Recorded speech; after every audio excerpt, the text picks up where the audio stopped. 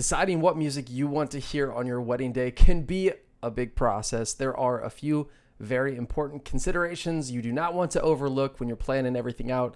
That's what we're talking about today. Let's dive in. What's up, everybody? It is Franco with Show Me Sound, back again, bringing you another wedding tip video. Today, we are talking about a few very important considerations that you should keep top of mind as you are planning out the music for your big day. When it comes to music considerations, one of the most important things that you need to make sure you discuss with your DJ is your profanity tolerance. When it comes to the music that is being played throughout the night, do you want it to be squeaky clean? Do you want just the radio edits? Is some profanity okay later on in the evening? Those are all important things that you need to discuss ahead of time with your DJ. In most cases, your DJ will default to clean versions of music at your wedding, but if you would rather hear the versions of the music that are explicit and as intended, that is something that you'll definitely want to bring up ahead of time. A very solid example of this as it relates to weddings in particular is Get Low by Lil Jon and the East Side Boys. I'm sure you're familiar with the track, but maybe you have not taken an opportunity to check out the actual lyrics of that particular song. I've seen a number of wedding dance floors get extra hype when this song is played, but lyrically, it definitely has some words that might not be best suited for your wedding. This is up to you to decide what is appropriate. So again, I must stress that you absolutely have this conversation ahead of time with your DJ so there's no misunderstanding on what songs should be played and whether or not those songs should involve profanity or if they should be the edited versions of those songs. With the song I was just referencing, Get Low, the edited version of the song sounds like, there's a lot of stuttering going on because there are a lot of bad words in that song. So, maybe the clean version of that track is not something you even would want to consider. When it comes to profanity tolerance, I will say majority of the couples that I have worked with usually want to keep it pretty PG earlier on in the evening. But after the guests start to loosen up, maybe that last hour or so of the dance set, that time can include a little bit more profanity, a little bit more explicit music. Alcohol helps with profanity tolerance. A lot of the younger kids might already be leaving to go home. Some of the older guests may have already dipped out for the evening. So that's when it kind of becomes more of a celebration with your direct friend group. And again, this is just from my experience with the weddings that I have worked.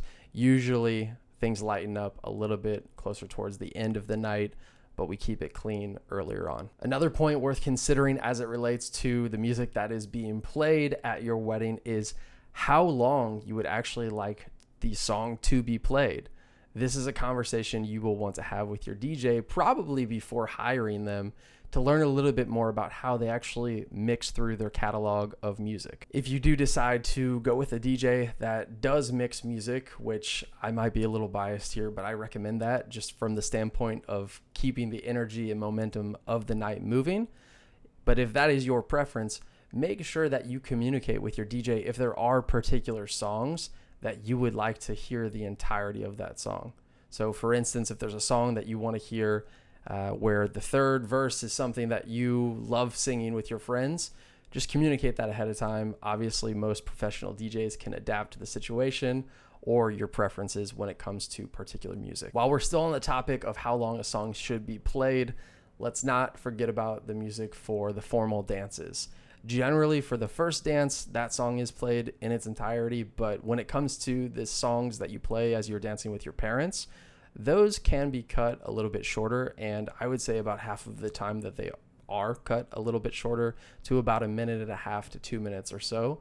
This is something that you'll want to communicate ahead of time with your DJ so there's no guesswork when it comes to when should we fade this track out.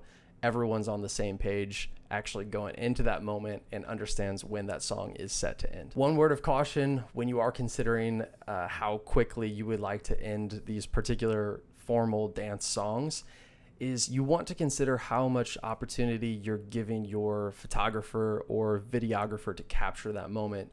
Of course, the longer you're out there on the dance floor, the longer the song will play, but that also gives them more opportunity to capture that perfect shot. Lastly, when it comes to music considerations for your wedding, you should definitely make sure it's clear if you have a particular version of a track that you want to hear, or a remix. Is it an acoustic version of a track?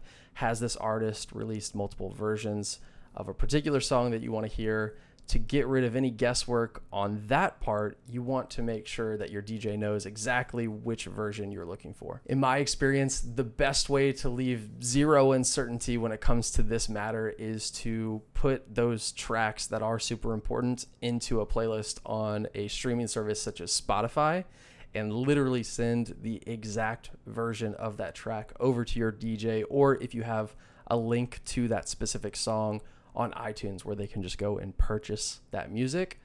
That gets rid of a lot of the guesswork that might come about if they just have the name of the artist and the name of that artist's song. There are a ton of big considerations when it comes to planning out your wedding. I understand that music is just a small part of it, but hopefully these tips give you a little bit of guidance to make sure that these potential pitfalls or points of uncertainty can be handled in a way so you get to hear exactly what you want at your wedding. Thank you so much for watching. As always, if you have any questions that you would like answered in a future video, please feel free to drop that in the comments below.